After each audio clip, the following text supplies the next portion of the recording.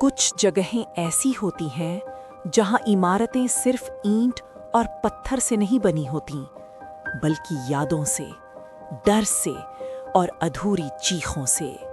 15 साल का आर्यन जब अपने नए शहर में शिफ्ट हुआ तो उसे लगा ये बस एक नई शुरुआत है, नया घर, नया स्कूल, नई जिंदगी। लेकिन उसे नहीं पता था कि उसका नया स्कूल उसे कभी जाने नहीं देगा। वो स्कूल करीब 80 साल पुराना था। ऊंची दीवारें, लंबी खामोश गलियारे और हर वक्त ऐसा लगता जैसे कोई तुम्हें देख रहा हो। पहले दिन से ही आर्यन अकेला रहने लगा। बाकी बच्चे उससे बात नहीं करते थे और वो भी लाइब्रेरी के एक कोने में जाकर चुपचाप बैठ जाता।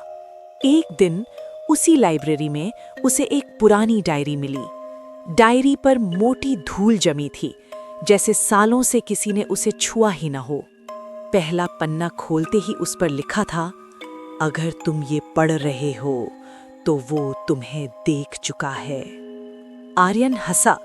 उसे लगा किसी ने डराने के लिए लिखा होगा, लेकिन जैसे जैसे वो डायरी पढ़ता गया उसके हाथ कांपने लगे।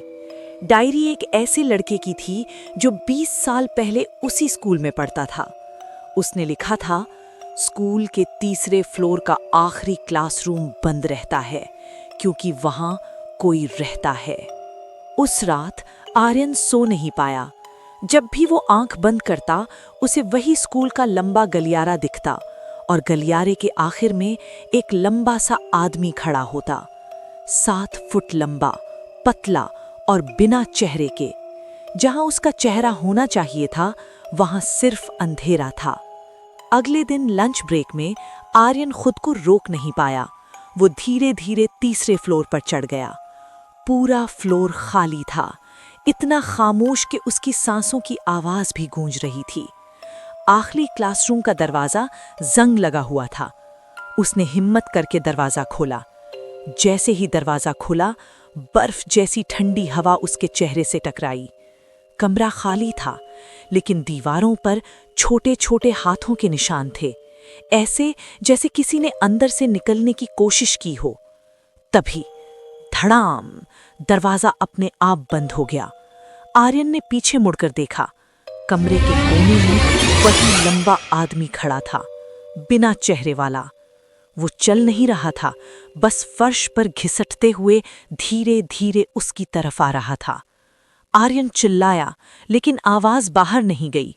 वो आदमी उसके बिल्कुल सामने आकर रुक गया और अंधेरे से एक फुसफुसाहट निकली, तुमने पढ़ लिया, अब तुम रहोगे।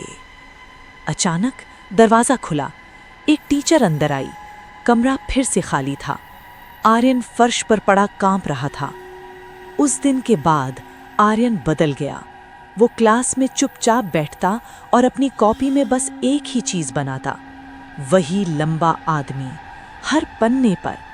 एक दिन आर्यन स्कूल आना बंद हो गया। कोई नहीं जानता वो कहाँ गया। उसका परिवार भी अचानक शहर छोड़कर चला गया।